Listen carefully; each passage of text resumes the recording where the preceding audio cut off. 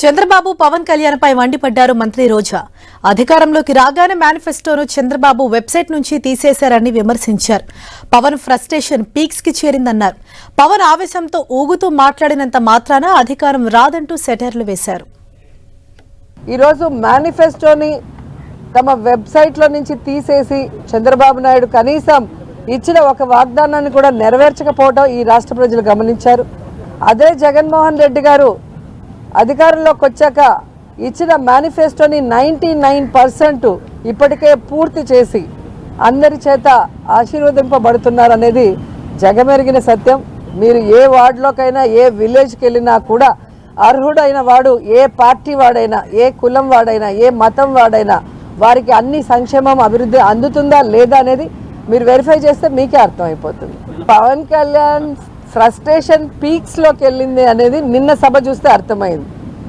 ఈరోజు పవన్ కళ్యాణ్ తెలుసుకోవాల్సింది ఆవేశంగా ఊగితేనో గట్టిగా అరిసి మాట్లాడితే ఓట్లు పడతాయంటే ఆర్ నారాయణమూర్తి గారు ఎప్పుడో ప్రధానమంత్రి అయి ఉండేవారు. సో ఆవేశంగా ఊగామా అరిచి మాట్లాడామా అనేది కాదు. మనం పార్టీ పెడితే ప్రజలకు ఏం చేయబోతున్నాం అనేది చెప్పాలి.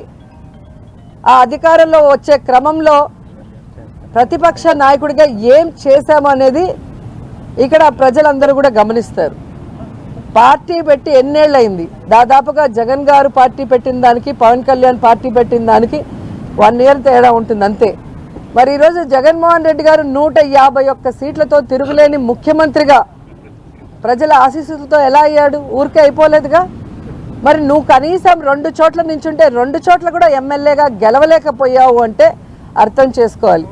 నువ్వు పార్టీ ప్రెసిడెంట్ అని పేరుకే తప్ప ఏ రోజైనా పార్టీ నిర్మాణ పనులు చేసావా? నీ తప్పుని ఈరోజు కార్యకర్తల మీద జన సైనికుల మీద రుద్దాలని నీ ఫ్రస్ట్రేషన్ని చూపించడం అనేది సిగ్గుచేటు. ఈరోజు ముష్టి 30 సీట్లు కూడా తెచ్చుకోలేని నువ్వు నిన్న జగనన్నని అతక్ పాతాళానికి తొక్కుతానంటున్నావు. నువ్వు చంద్రబాబు నాయుడు దగ్గర ఊడిగం చేస్తూ ఈరోజు అధః పాతాళానికి వెళ్ళావు అనేది నిన్న మీటింగ్తో స్పష్టంగా అర్థమైపోయింది.